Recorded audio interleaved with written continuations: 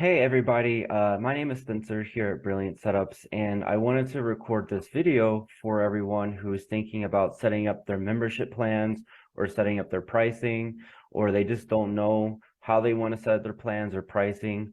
I've been doing this for many, many years now, so I thought I kind of share some of the experience that I had with doing this and working with entrepreneurs and businesses who have been doing quite well on Brilliant Directories and what they do that seems to be very effective and successful. So I guess the first thing to talk about would be the type of membership plans you'll have, monthly or annually. I'm going to go ahead and share my screen here. So when you're setting up your membership plans, think of it like this.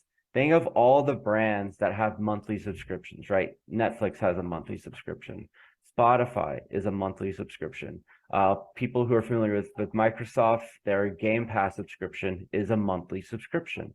Now, they're able to provide a monthly subscription because they're constantly updating their content.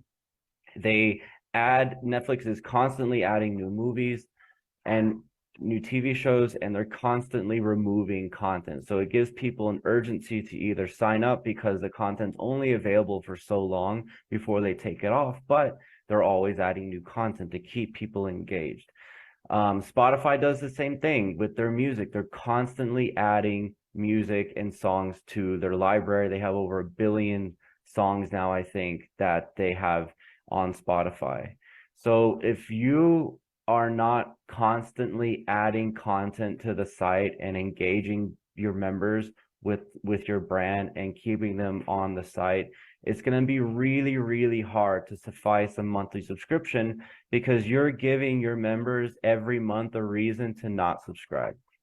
So with this, we recommend doing annual subscriptions so that you have a whole year to talk about what it is you do to provide that value to people, and you're not boxing yourself in to a monthly to just 4 weeks to provide that value. So especially if you're just starting out, I recommend always doing an annual subscription to give you that time to provide that value.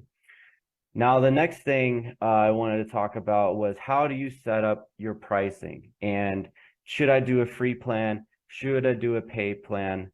So if you're a new business and a new brand, I highly recommend that you have a free membership plan to get people's foot in the door to learn more about what it is you do and how you provide value and how you're solving their problem.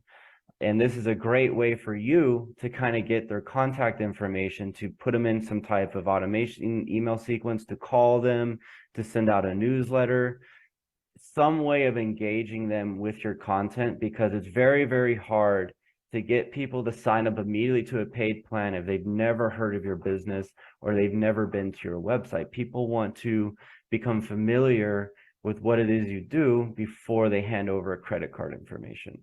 So one question that I always get with free plans is bots, right? Being spammed. I wouldn't let that fear affect how you're going to market your brand online and affect your business decisions.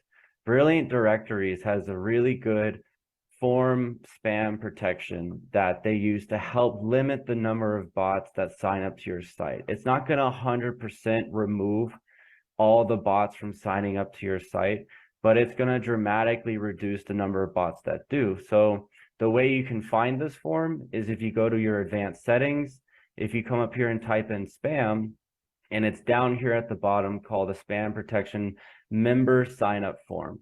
So any forms that are filled out below the number you set here will not be submitted to your site.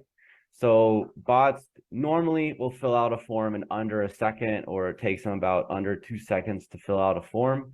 So when they do that, this will block the form submission. It just won't show up.